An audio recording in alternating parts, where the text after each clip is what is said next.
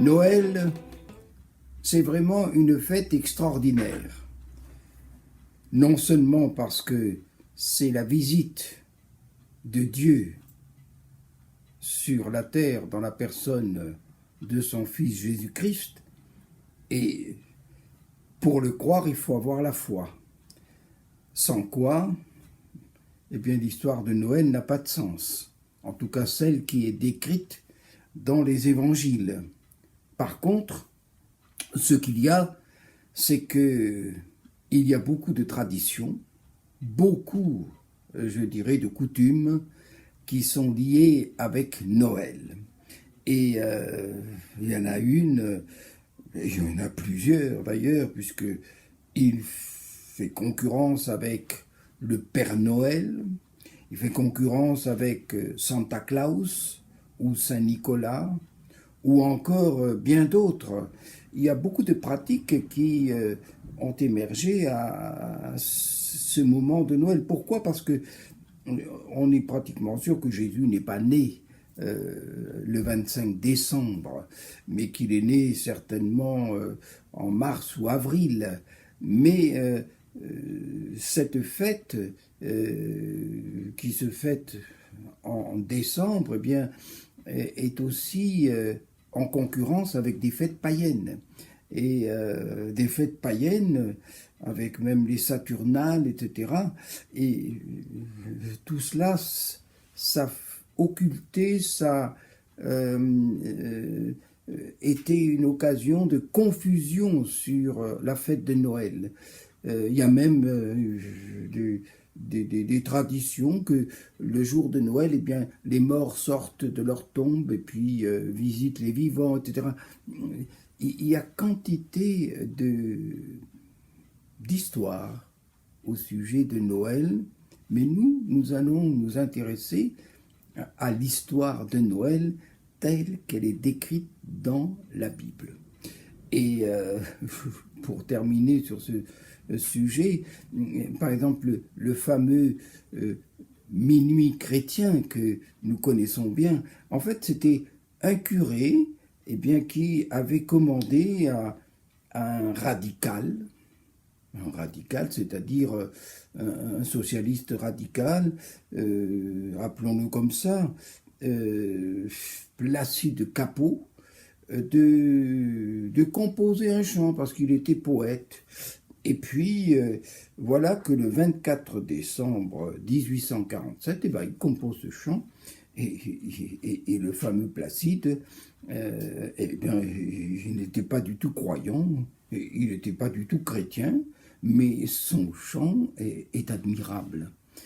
Et c'est pour ça qu'il y a des générations de chrétiens qui l'ont chanté, de même que d'autres chants comme Douce Nuit, etc.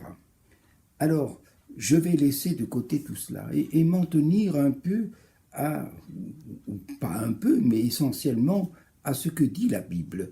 Et voici ce que dit la Bible, c'est dans le chapitre 1er de l'évangile de Matthieu que nous allons lire.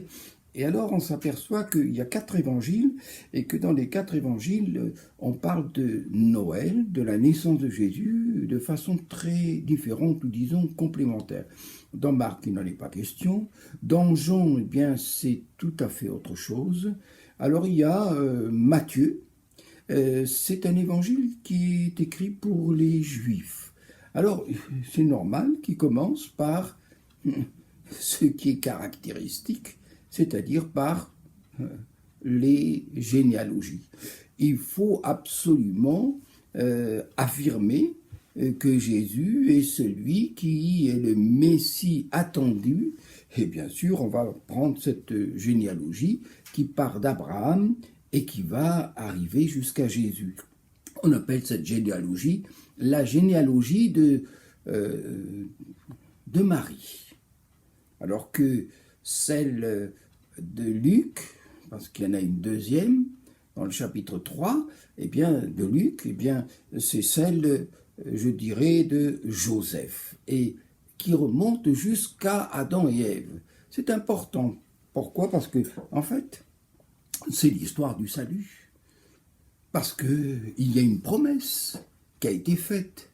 Et cette promesse, elle a été faite même depuis le Jardin d'Éden. C'est que la postérité de la femme écraserait la tête du serpent. Et Jésus est celui qui, selon cette promesse, va écraser la tête du serpent en nous apportant le salut, la vie éternelle.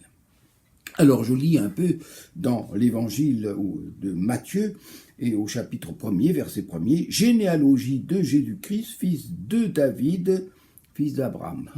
Et oui, pour les Juifs, il faut commencer à Abraham. C'est le père de la foi, c'est le commencement de la foi.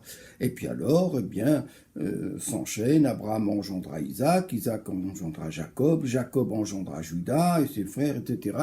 Et on arrive à la fin, c'est-à-dire au verset 16, où il est dit « Jacob engendra Joseph, l'époux de Marie, de laquelle est né Jésus, qui est appelé Christ », c'est-à-dire Messie. Il y a donc en tout 14 générations depuis Abraham, jusqu'à David, 14 générations depuis David jusqu'à la déportation à Babylone, et 14 générations depuis la déportation à Babylone jusqu'au Christ. Voilà. Et ça, c'était important pour les Juifs, de dire, mais attends, le Messie, nous on sait, mais le Messie, il doit descendre de David. Il doit être en lien avec Abraham. Et c'est pour ça que Matthieu, qui s'adresse aux Juifs, commence par cette généalogie.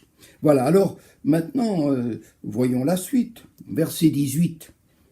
Voici de quelle manière arriva la naissance de Jésus-Christ. Marie, sa mère, ayant été fiancée à Joseph, se trouva enceinte par la vertu du Saint-Esprit, avant qu'ils eussent habité ensemble.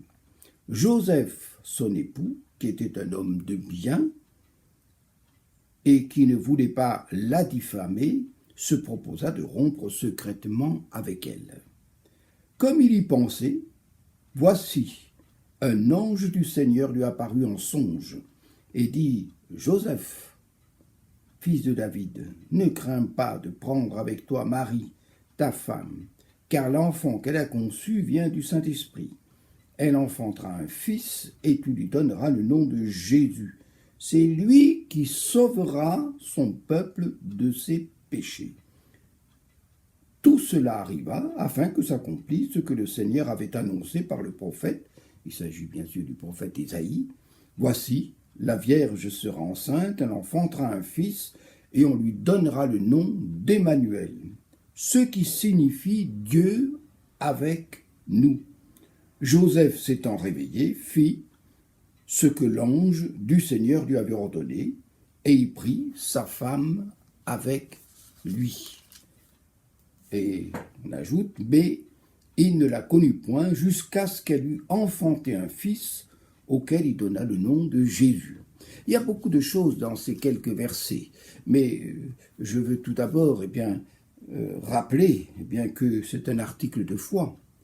Jésus est né de la Vierge Marie, c'est un miracle, c'est quelque chose d'impossible, et sur ce point, l'évangile de Luc donne plus de précision. Mais nous n'allons pas voir cela aujourd'hui.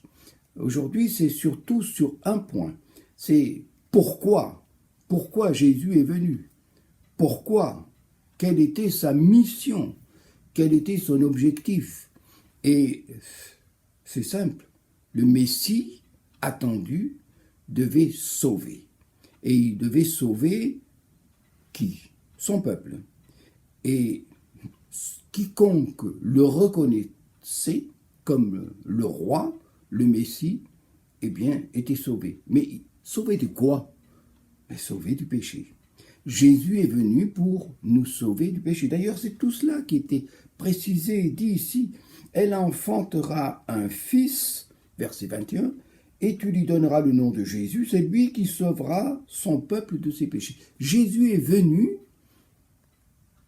et il est venu pour nous sauver des péchés, pour nous sauver du péché. Et il est venu, justement, pour régler un problème. Et le problème important, c'est celui du péché. C'est celui qui a commencé dans le jardin d'Éden avec Adam et Ève, qui ont cru ce que le diable leur disait. Et ce que le diable leur disait, c'est « Oui, vous avez confiance en Dieu, c'est bien, mais ne croyez pas tout ce qu'il vous dit. S'il vous aimait vraiment, eh bien, il vous permettrait de manger de l'arbre de la connaissance du bien et du mal. Il ne vous aime pas. » Il a commencé à instiller le doute dans le cœur d'Adam et Ève. Et Ève, elle a commencé. Et c'est là, eh bien, que tout s'est joué, que pour nous, eh bien, nous en subissons les conséquences. Et l'humanité est entrée dans, je dirais, l'opposition à Dieu, c'est-à-dire qu'elle a commencé à douter de cette parole. Quelle parole? Et c'est pour ça que son nom, l'autre nom de Jésus, c'est quoi? Emmanuel. Et en hébreu, Emmanuel, eh ben, ça veut dire Dieu avec nous. Dieu est avec nous. Dieu n'est pas contre nous, mais il est avec nous. Et ça, c'est un message d'espérance, de paix. Et aujourd'hui, il y a beaucoup de gens qui pensent toujours que Dieu est contre eux, parce qu'il leur arrive ceci, parce qu'il leur arrive cela, parce qu'il y a cela, et parce qu'il y a autre chose. Eh bien, ils disent, Dieu est contre nous. Non, Dieu est pour nous. Il est celui qui est pour nous, et il est tellement pour nous que, au travers de Jésus, et Jésus va le prouver tout au long de sa vie, que Dieu est pour nous et qu'il est avec nous. Et il est encore avec nous chaque jour lorsque nous nous confions en lui. Et ça, c'est la foi. La foi, c'est de croire bien que Dieu est avec nous. Et le diable, dans le jardin d'Éden, a fait croire que Dieu était contre Adam et Ève. Contre vous. Non, Dieu est avec nous. C'est ça le grand message, eh bien, de la venue de Jésus. Et nous en tiendrons sur ce point présentement. Que Dieu vous bénisse.